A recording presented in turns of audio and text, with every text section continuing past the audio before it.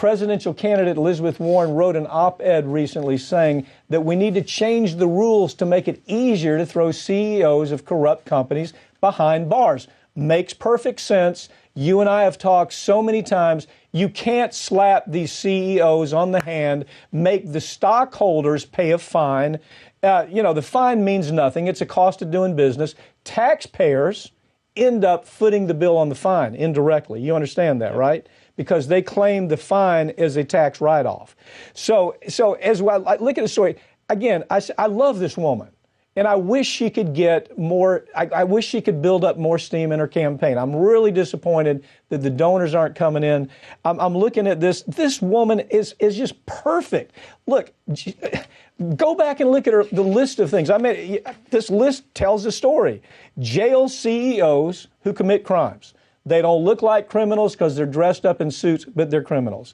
Break up the tech companies, Google, Amazon, Facebook. Break up Wall Street banks. All of these things she's talking about are great ideas. This woman, tough, willing to push back, a great campaigner, great speaker, and a great thinker. What's your take? Absolutely. And with her plan now, and she actually ended up introducing legislation that it's going to make it easier to put these CEOs behind bars. And it's a very simple concept. And it's something you've been talking about throughout your entire career, actually, is looking at these documents and seeing in these cases that the CEOs, the higher-ups, they know most of the time that these kinds of things are happening, whether it's the mortgage fraud, the robo-signing, opening up the fake accounts.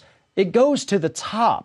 And she wants to put those people in jail because that is criminal activity instead of making them pay a fine, which most people also don't realize typically doesn't even get paid in full. They pay about 50 to 75% of it and then write off 75% of that. This woman is brilliant. I mean, I like everything about Elizabeth Warren.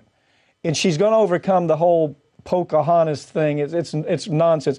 But what she's saying here is she's saying, look, if a company is doing more than $1 billion in revenue, and if the decision of that CEO, if we can show by documents, which I'm telling you, every case I've ever handled against pharmaceutical companies, environmental polluters, Wall Street types, there have been dozens and dozens of documents that tie the conduct right up to the top. But the DOJ, again, has always lacked the guts to go after that CEO because they're afraid of the political fallout. They're saying, oh, well, we can't get a conviction. Nonsense. A good prosecutor can get convictions against these people all the time. And that's what she's saying. Everybody should read this Washington Post op-ed by Elizabeth Warren. It's brilliant. It's simple. And the truth is, if I'm looking at this field of candidates right now, you know how I support Bernie. I've been a Bernie supporter a long time.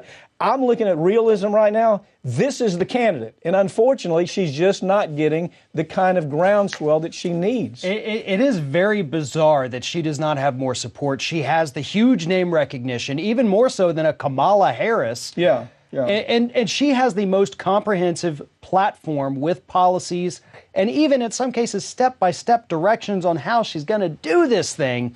But this one idea, I got to say, is by far one of the best political ideas I've ever said. Put them in jail. Yep. That changes culture. I don't care if they're a Harvard MBA. I don't care if they drive a Bentley, whether they're dressed up in an Armani suit. If they're a criminal, they're a criminal. And you got to treat that criminal just like you did the kid on the street who's selling 3 ounces of marijuana.